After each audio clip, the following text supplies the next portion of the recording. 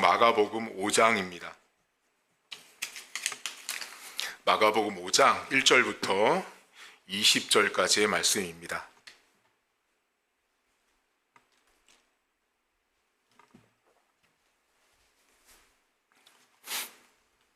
마가복음 5장 1절부터 20절입니다.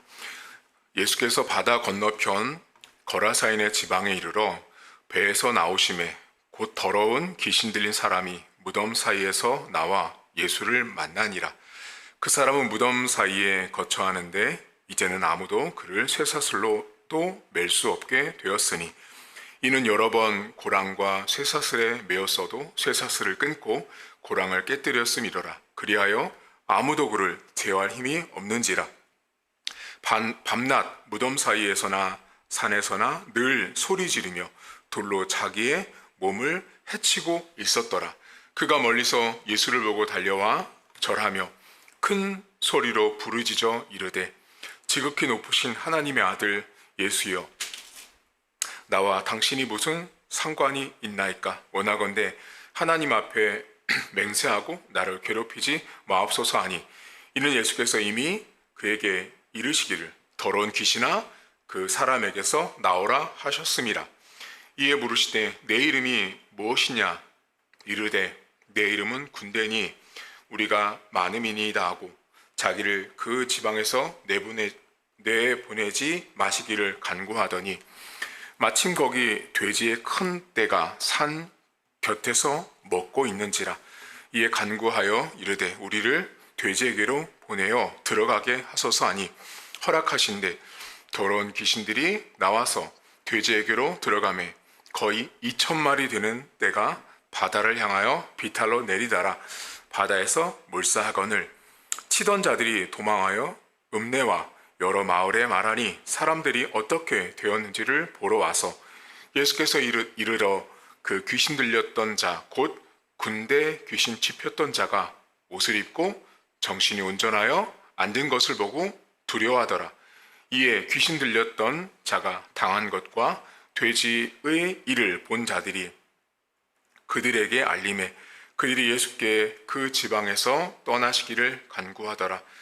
예수께서 배에 오르실 때 귀신 들렸던 사람이 함께 있기를 간구하였으나 허락하지 아니하시고 그에게 이르시되 집으로 돌아가 주께서 내게 어떻게 큰 일을 행하사 너를 불쌍히 여기신 것을 내 가족에게 알리라 하시니, 그가 가서 예수께서 자기에게 어떻게 큰 일 행하셨는지를 데가볼리에 전파하니 모든 사람이 놀랍게 여기더라. 아멘.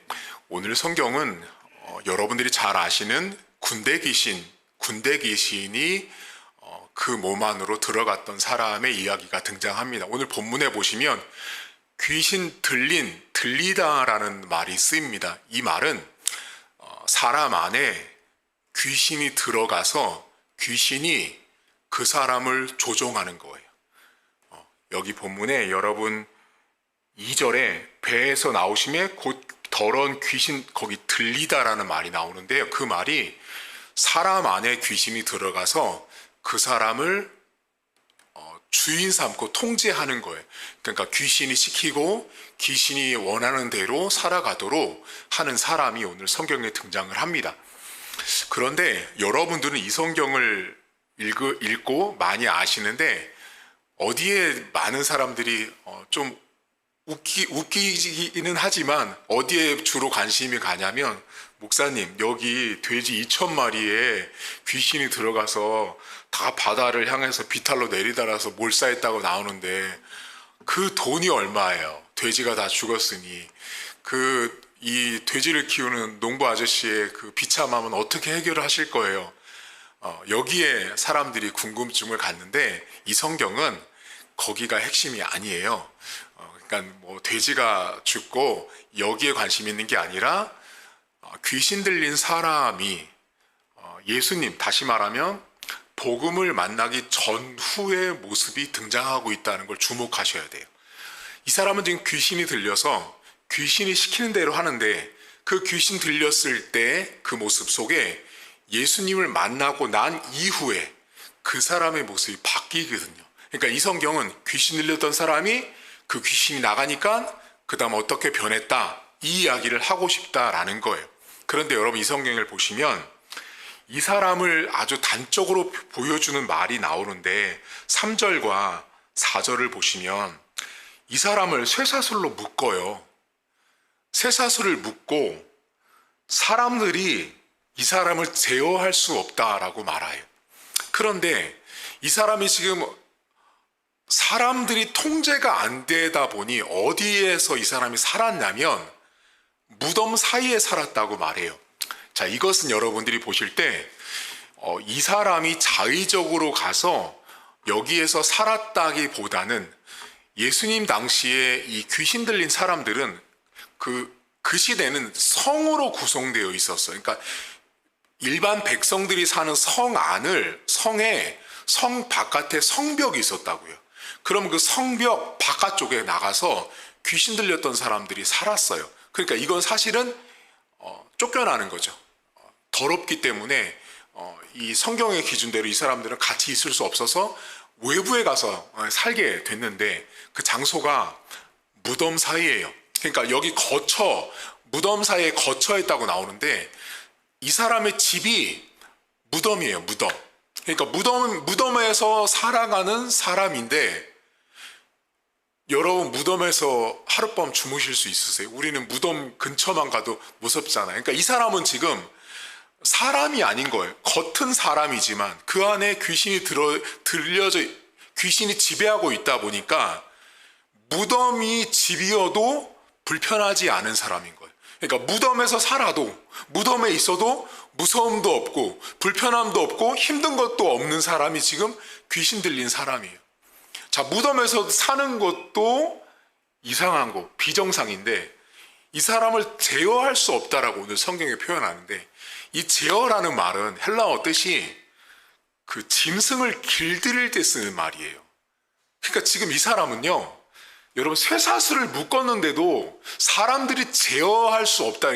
그 제어라는 말은 완전히 날 것 그대로의 짐승을 길들일 때 쓰는 말이란 말이에요. 그러니까 지금 이 사람은 짐승이에요. 짐승, 사람이 아니라.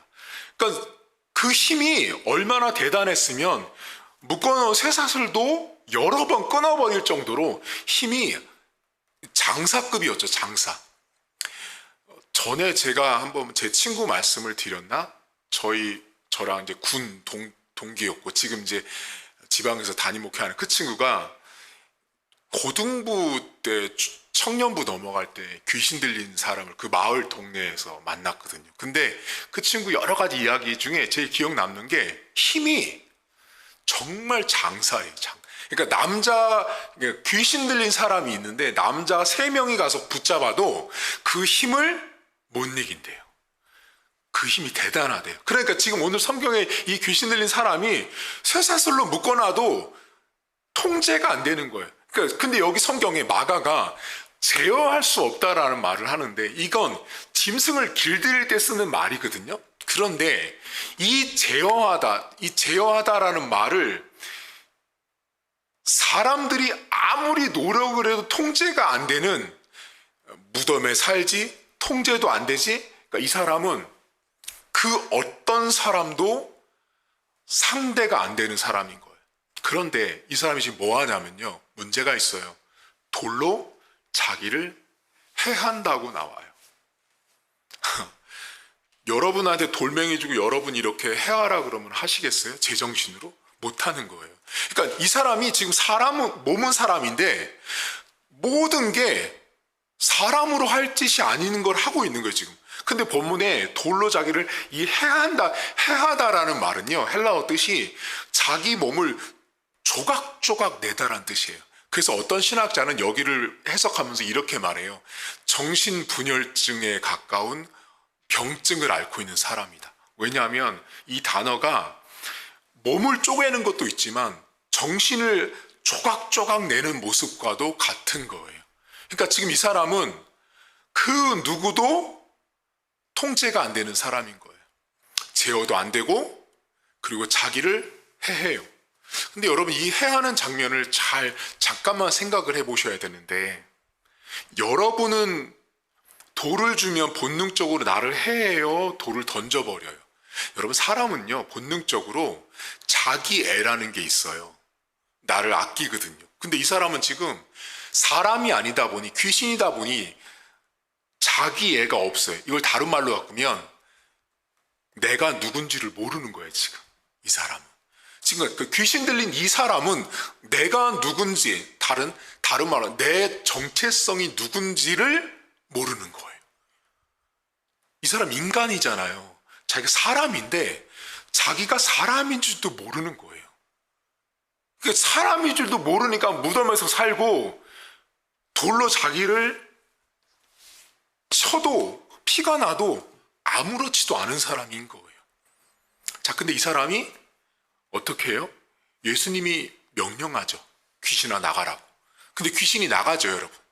그런 다음에 이 사람 어떻게 변화됐을 때 옷을 입죠. 이 사람 옷 입어요. 그리고 어떻게 해요? 가만히 반듯하게 앉아있다라고 성경이 말합니다. 여러분 몇 절 보시냐면 15절 보세요. 예수께서 이르러 그 귀신 들렸던 자, 곧 군대 귀신 집혔던 자가 옷을 입고 정신이 온전하여 앉은 것을 보고 두려워하더라 라고 나옵니다. 귀신이 나가니까 사람이 정신이 온전해지니 옷을 입고 바로 앉아 있는 모습으로 등장을 합니다. 앞에 나왔던 여러분 생각해 보세요. 무덤 사이에 살면서 계속 소리 지르고 자기를 해코지하는, 자기에게 상처를 주는 이 사람의 모습과는 완전히 반대의 모습으로 변화되어 있는 거예요. 그 출발이 예수님을 만나서 이렇게 변화된 걸 오늘 성경은 말하고 싶은 거예요. 그런데 어디 보시냐면 19절 보세요. 19절에 보시면 허락하지 아니하시고 그에게 이르시되, 자, 예수님이 그 귀신 들렸던 사람이 여기 있어달라 간구하니까 허락하지 않고 예수님이 뭐라 그러시냐면 집으로 돌아가서 주께서 내게 어떻게 큰 일을 행했는지 행하사 너를 불쌍히 여긴 것을 가족들에게 알리라고 말해요. 그러니까 지금 오늘 여러분 성경책을 가만히 보시면 다 검정색 글씨예요. 그 검정색 글씨에 여러분들이 그렇게 관심 갖는 돼지떼가 죽는 것들은 다 검정색인데 귀신이 나가라고 명령하는 빨간색 글씨, 그리고 지금 19절 말씀 빨간색 글씨 예수님 말씀이에요. 그러니까 여기가 핵심이라는 거예요. 지금 이 본문은 지금 예수님이 지금 뭐라고 말하냐면 집으로 가라고요. 집으로 가서 너가 집으로 오게 된 배경과 출발은 핵심이 뭐냐? 불쌍히 여기신 거예요.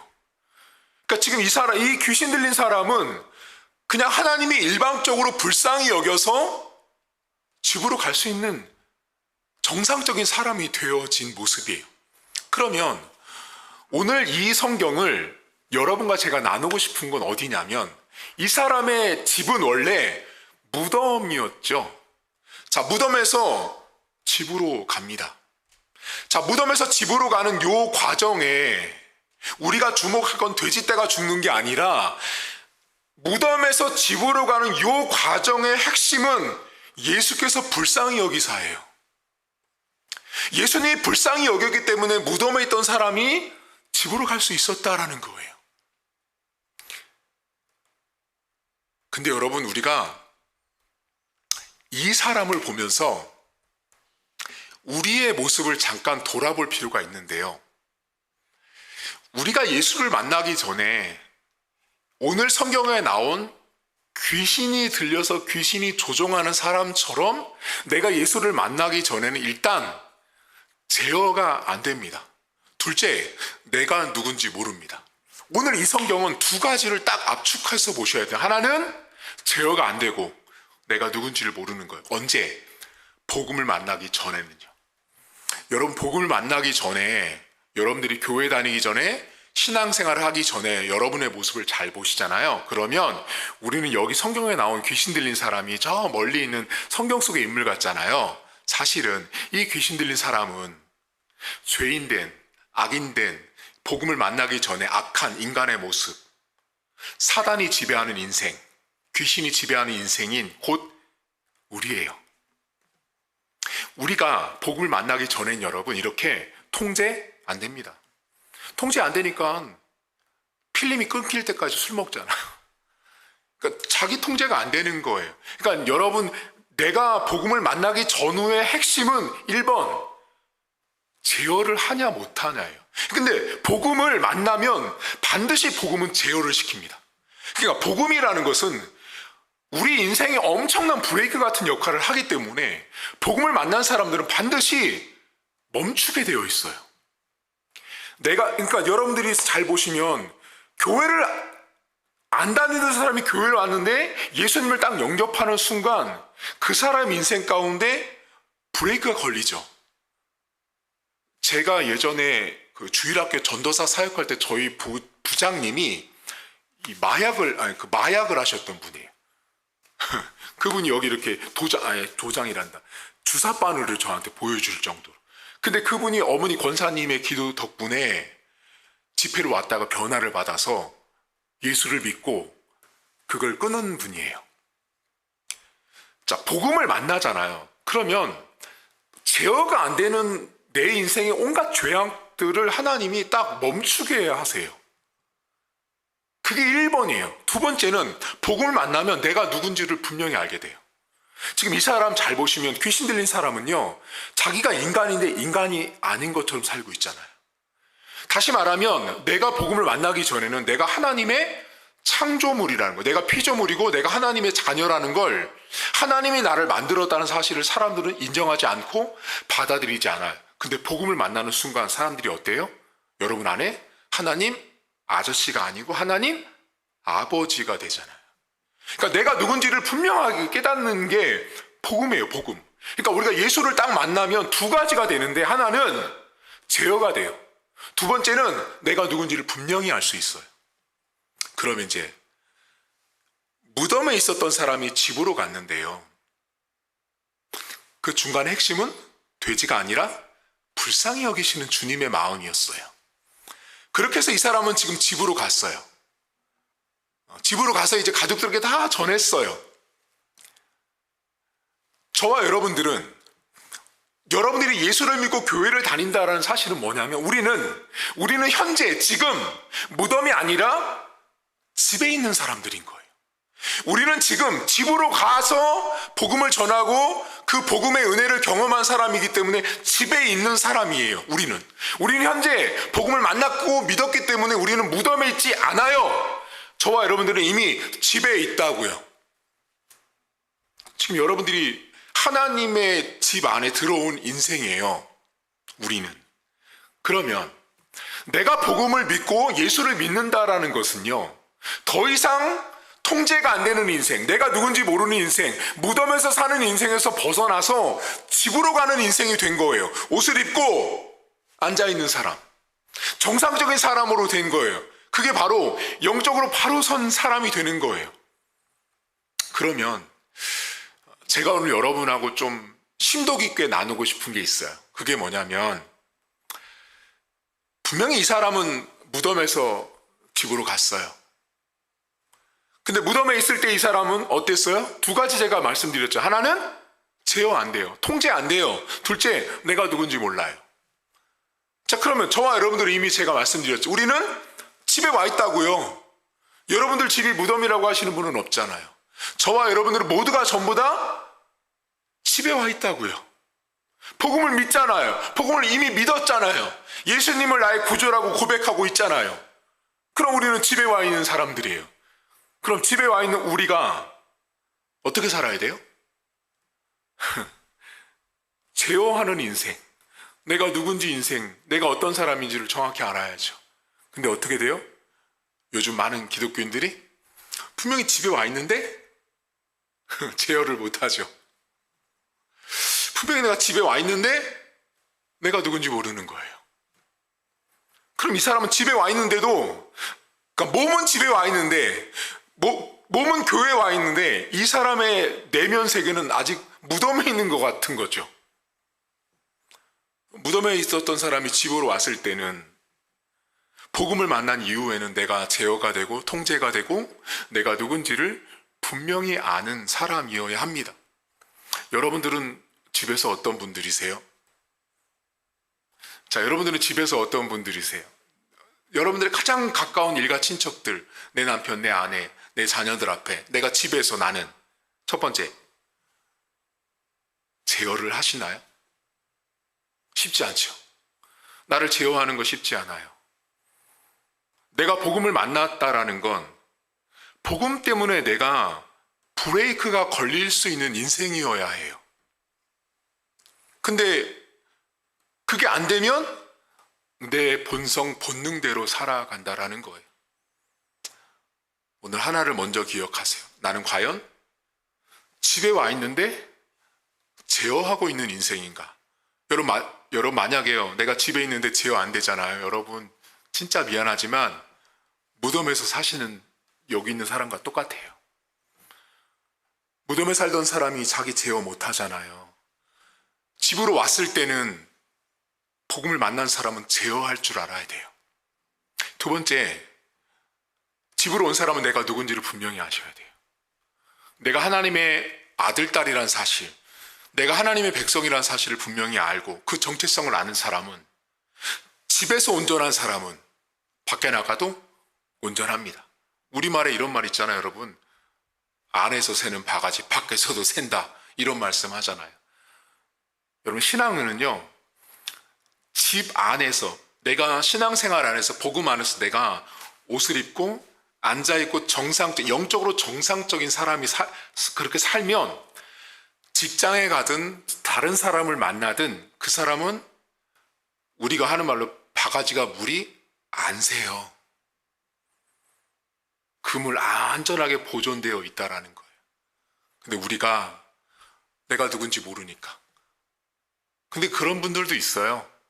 제가 보면 분명히 이 사람 기독교인이거든요. 장로고 권사고 집사거든요.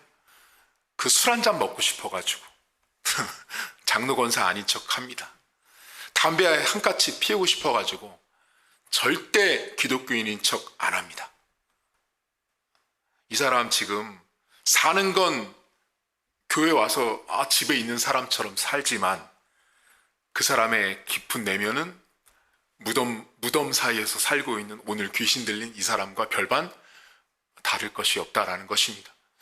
여러분, 오늘 여러분 스스로에게 엄중하게 물어보셔야 돼요. 내가 내 생각이나 내 말이나 내 행동이나 내가 어떤 부분에 있어서 통제가 안 되고 제어가 안 되잖아요. 그거 무덤에 있는 거예요.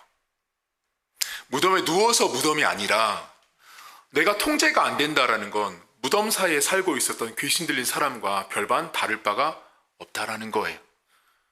두 번째, 내가 집에 있다라는 건 내가 누군지를 분명히 아는 사람인 거예요. 여러분들 인생이 난 하나님의 아들, 딸이야, 이 정체성이 있어야 되는데 집에 왔음에도 불구하고 여전히 무덤에 사는 사람처럼 내가 누군지 모르고 자꾸만 나를 해하고 나를 조각조각 내서 나를 아프게 하잖아요. 여러분들은 여러분들을 사랑하세요? 여러분들을 정죄하세요? 제가 늘 종종 자주 말씀드리지만 여러분들은 여러분들을 사랑 잘 안 하시더라고요. 나를 사랑해야 돼요, 여러분. 사랑하세요? 여러분들은 사랑을 잘 안 하세요. 뭘 바라냐면 누군가가 나를 사랑해 주길 바라죠. 근데 제가 이렇게 기독교인들을 만나보면 정작 자기가 자기를 안 사랑하는 경우가 훨씬 더 많아요. 어떻게 해요? 아침에 화장하면서 못생겼어. 여기 마음에 안 들어. 여긴 왜 이래? 자기를 안 사랑하잖아요. 그러니까 나를 사랑해야 돼요, 나를. 하나님은 우리를 보고서 내가 귀한 존재라고 말씀하시는데 우리는 끊임없이 나를 해하고 있죠. 오늘 여러분들은 무덤에 계신지 집에 계신지 한번 스스로에게 자문해 보십시오.